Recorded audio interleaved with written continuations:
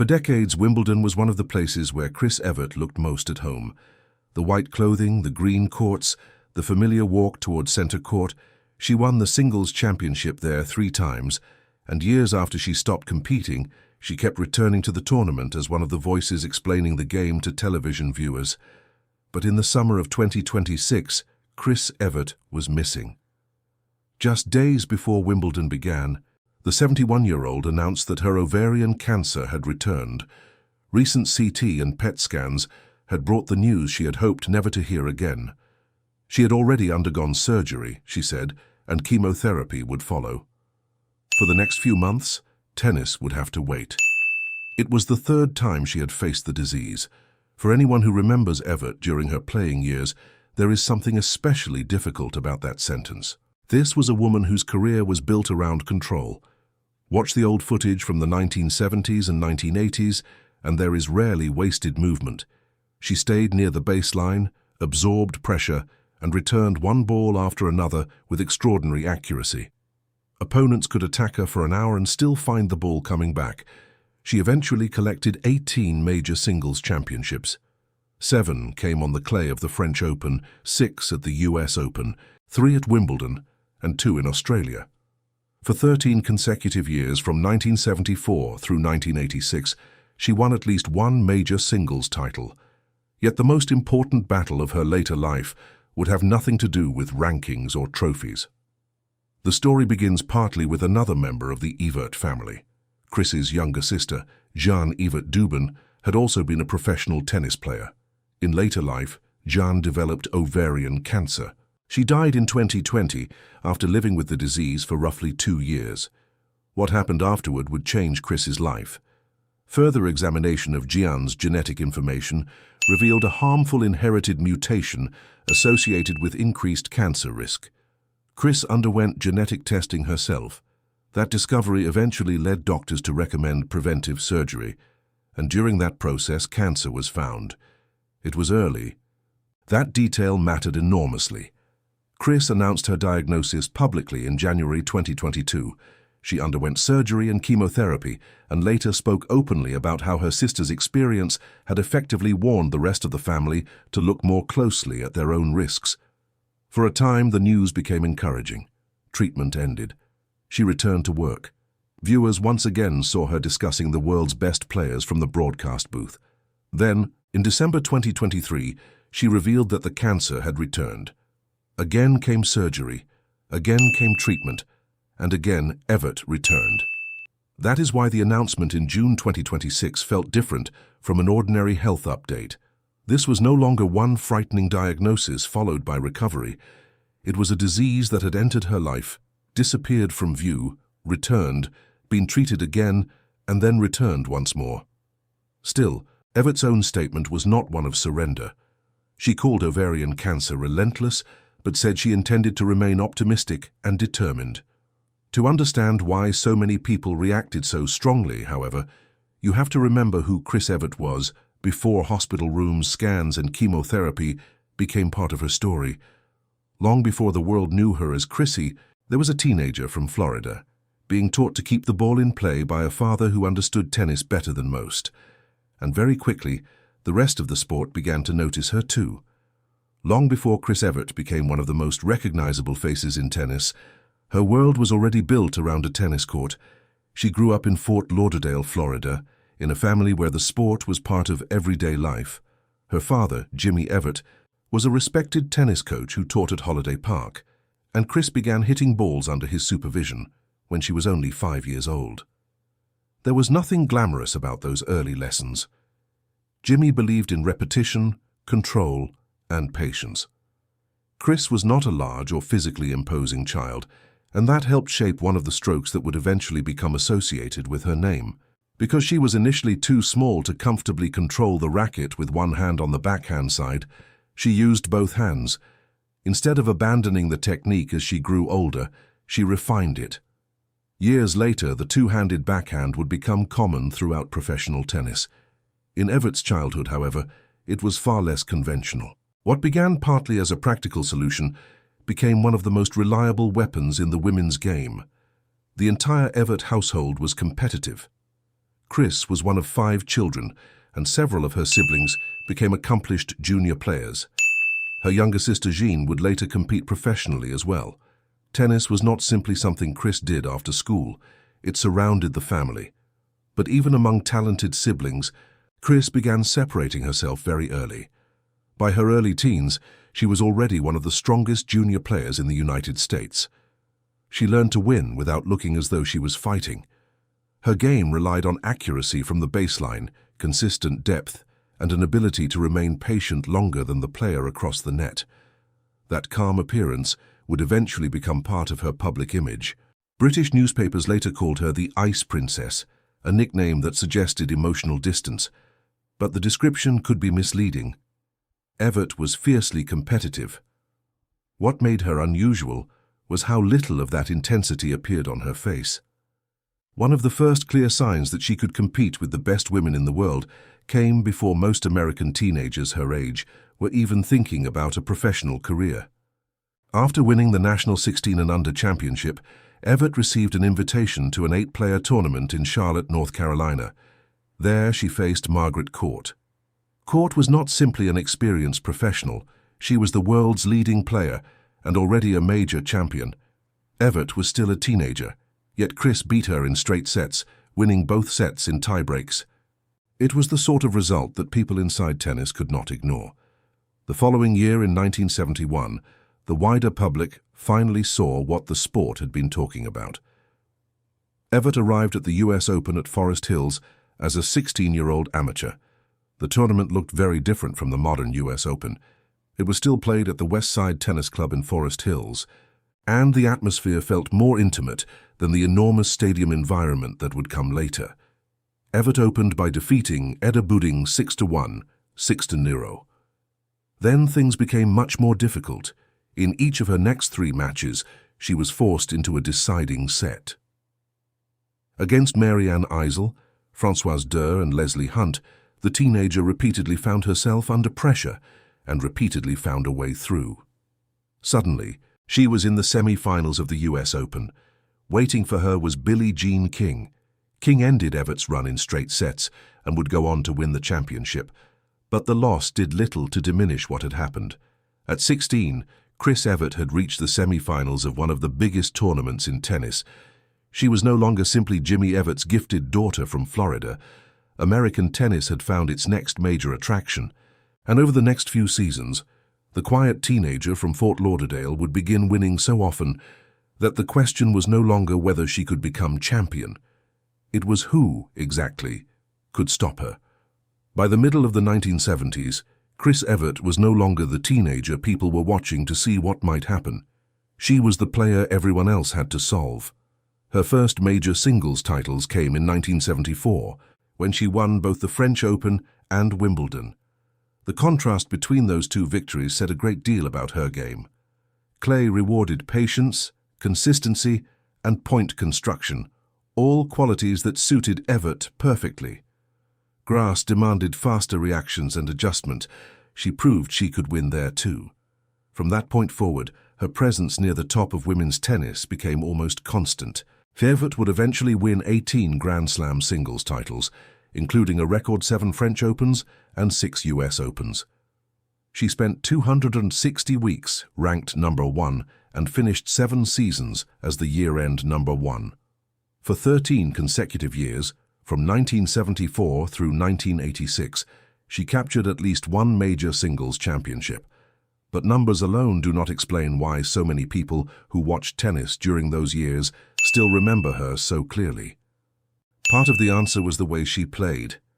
Evert rarely looked hurried. From the baseline, she could move an opponent from side to side until an opening appeared. Her 2-handed backhand was compact and dependable. She did not need constant displays of emotion to make her presence felt. The pressure came from knowing that one careless shot might be enough for her to take control of the point. And then Martina Navratilova arrived as the great challenge of her career.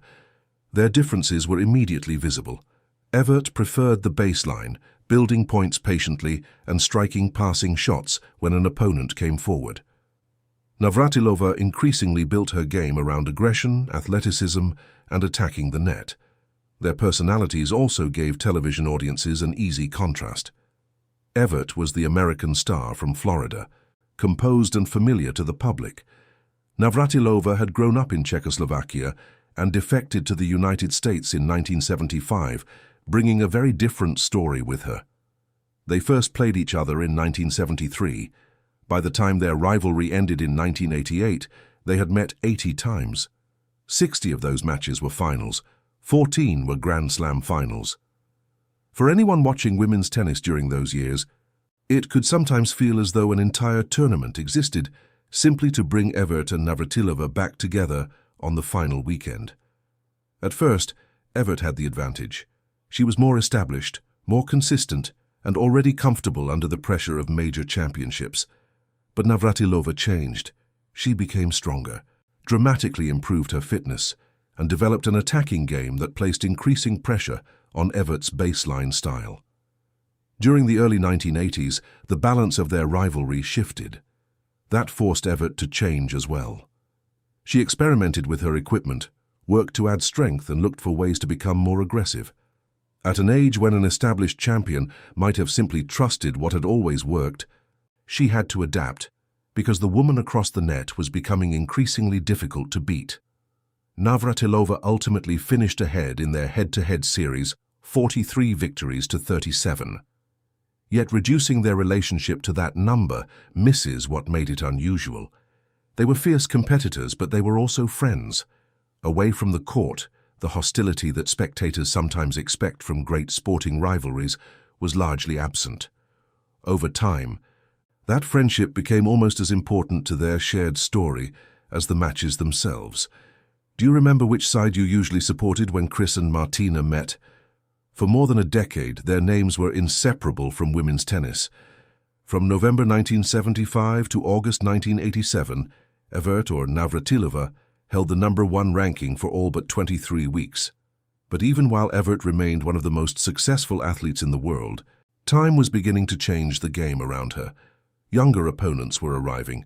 Her body had absorbed years of competition, and eventually the calm champion, who seemed capable of returning almost anything, would have to confront something every great athlete faces: the moment when winning no longer comes quite as easily as it once did.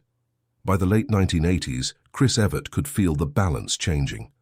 For years, she had been one of the standards against which every other player was measured. But professional tennis was becoming faster, more physical, and increasingly dominated by a younger generation. Evert was still capable of beating almost anyone, yet maintaining that level required more from her body than it once had. In 1989, at 34, she decided to retire. Her final season was not a collapse. She was still competitive and still respected. But after nearly 2 decades of living according to tournament calendars, rankings, and constant travel, Evert was ready to build a different life. Family gradually became more important than the next match. She married former Olympic skier Andy Mill in 1988, and the couple had 3 sons. For years, Evert stepped away from the relentless schedule that had defined her youth. She remained connected to tennis, eventually becoming a familiar television analyst. But the center of her daily life had changed. There were difficult periods, too. Her marriage to Mill ended in divorce in 2006. She later married golfer Greg Norman, but that marriage lasted only about a year before ending in 2009. Evert rarely turned those changes into public drama. Much of her private life remained exactly that, private. Then came a loss that would have consequences far beyond grief.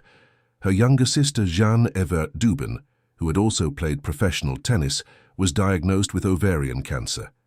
Jeanne died in February 2020 at the age of 62.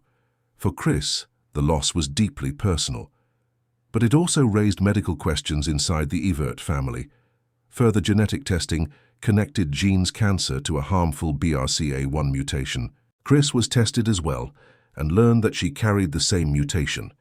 Doctors recommended preventive surgery. During that process, in late 2021, cancer was discovered in Chris's fallopian tube tissue. The disease was found at an early stage before she had developed obvious symptoms. In January 2022, she told the world that she had ovarian cancer. For decades, Evert had been known for preparation, discipline, and control.